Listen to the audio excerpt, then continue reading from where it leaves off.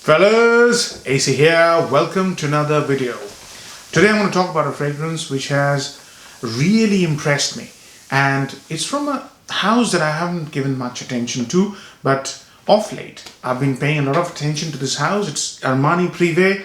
I think they do a superb job. I've already reviewed Rose d'Arabie from this house, which was quite impressive. This one is in a completely different league. It's called Vert Malachite. Vert Malachite is a white floral, if you want to describe this fragrance in one or two words, yeah? But it's much more than that. It's really good. Now, I had a sizable decant. I've almost worn it. I've worn it in every weather, and I think this is an ideal fragrance for spring or autumn, yeah? It likes a little bit of heat, but not too much. Likes a little bit of cold, but not too much. So, Vert means green. Malachite again is green in color. So is this a green scent? It is, and it's not as well. So let's talk about the basics first. Now, this was released in 2016 and it was created by Fabrice Pellegrin. Now, Fabrice Pellegrin is someone now I'm paying attention to because I seem to like his fragrances, and he seems to be doing fragrances that are highly creative in nature. I've reviewed one of his fragrances, which is Eau Duel by Diptyque. Now, this one is a fragrance in its own class. It's one of those fragrances which you will not smell in a lot of places. Yeah, this is a vanilla and incense fragrance. I've done a full review. I'll put a link at the end of this video to Eau Duel. Now, Vert Malachite, completely fantastic fragrance. Just completely took me by surprise. But when you first spray it, I'm not spraying it again because I've got to dry down here, which is about 7-8 hours old, even longer. When you first spray it, it starts off with a very juicy, sprightly, bitter orange, and it's very remarkably natural. And that bitter orange is combined with nondescript, wet floral note. And the one that it reminded me of is the Oriental lily, yeah, as if the lily is damp in water. And it's quite damp when it starts off. That damp lily is joined by a very indolic jasmine. And jasmine is another note that I've been paying a lot of attention to lately. So it's indolic in nature, but it's not upfront. It's not something that jumps out and says, I'm jasmine. You have to hunt for it, but that indolic nature makes it very easy to hunt for it. And that jasmine is combined with ylang ylang. Now, ylang ylang is another fascinating note. I absolutely love ylang ylang because of its rich, multifaceted, camphorous smell. It's got this camphor-like smell. And it's also waxy, beautiful note. So that ylang ylang with jasmine and that Asiatic lily joined with that beautiful, lifelike bitter orange and petitgrain. Petitgrain has this woody, fresh, orange blossom type smell. And it's very fresh, slightly sweet when it starts off. And white florals, beautiful white florals. And then there's this burnt sort of almost, if you like, the smell has this feel of roasted pepper. You know, if you cook roasted bell peppers, you'll know that smell. Slight roasted bell pepper smell. The orange, which was lifelike, turns very dry within the first 5 or 10 minutes. And it's almost as if smelling dried orange peels, you know. And a lot of people might have smelled that smell. It's used in potpourris as well. You can't miss it. So that dried orange peel with that dry, slightly burnt bell pepper smell, along with those beautiful florals, just starts a fascinating journey, guys. Just fascinating. The fragrance then, in the middle stages, brings out the beautiful, spectacular tuberose.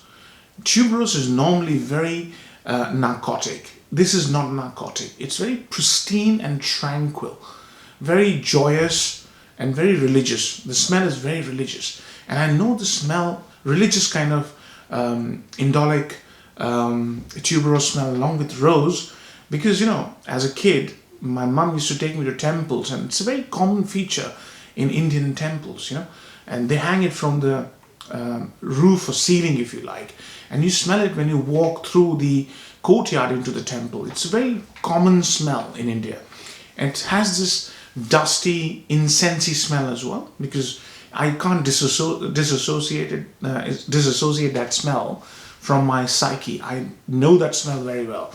So that tuberose joins the party. And it becomes very powdery because they've used benzoin here. And it's really rich, vibrant, dry and powdery.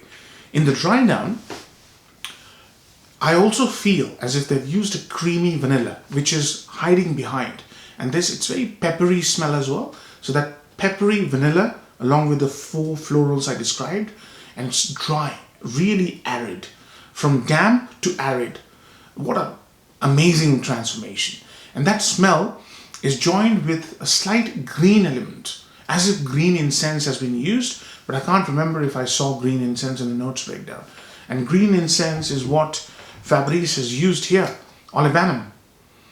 And I was reminded of the olibanum that has been used here. And olibanum, I couldn't find olibanum in the notes breakdown, but that greenness is there.